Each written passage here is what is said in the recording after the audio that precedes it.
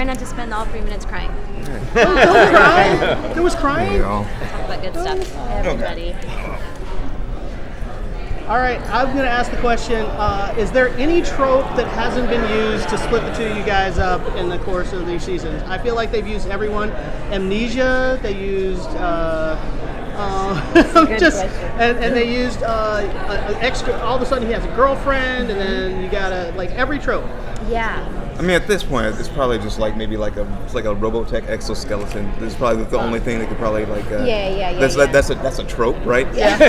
Sure. It's one of the old. Yeah, tropes. one of those. Yeah. No, I think that's actually been on purpose. It's part of the lesson of these two characters, these two lovebirds. Their journey is that everything tried to rip them apart. They were faced with every challenge possible. And what love is that through every one of those choices, they came back to one another. They always chose each other. They had easier choices to make, one of which in the beginning, when Eleanor was just being rude, was, you know what, get away from me, I'm not responsible for you. But around every corner they chose each other, and I think that's what the definition of love is. Now I'm going to cry.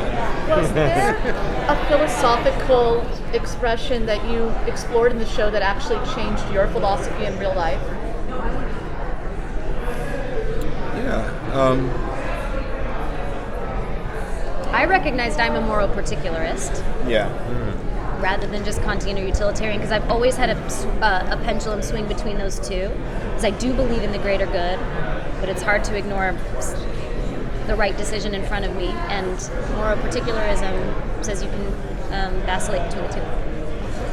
Yeah, I think that, well, the thing that I keep going back to is the idea that, the fact that things have an end is what gives it meaning. And, because I really try to unpack for myself, I think, the idea that it's like, oh yeah, it's like if you tell someone a lie, you smack someone on the lips, it's like, give it some time. If there's no penalty for it, it'll eventually fade. And the fact that it's like, no, it's like my time here is finite, and every single thing I do, like, has a consequence that's gonna that will play into my life in some way, and that time is gonna end. And so it's that's sort of just like put my brain into a very different space.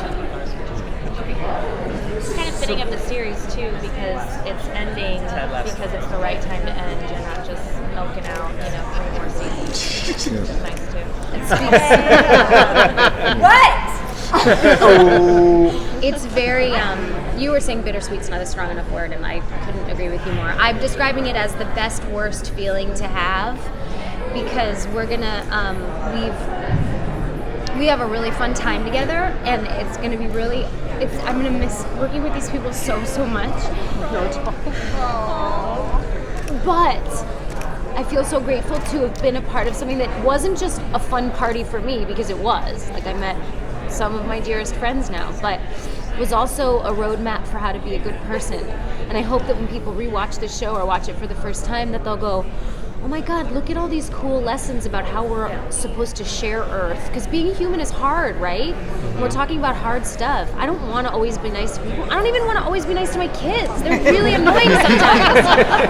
But philosophy gives you lessons on why it's important to do that and help people grow around you. And yet we wrap it in a beautiful fart joke. Like, what could possibly be better? I feel like the luckiest person alive, and I also feel lucky that we're with ethically responsible people who have found a perfect ending to this story and decided to execute it, as opposed to go on for 10 more years just because we're getting a paycheck. That's like what that's art, Yeah. Do you have a tissue for her? That's all we're asking. We have to wrap after this, though. Thank you, everyone. Thank you.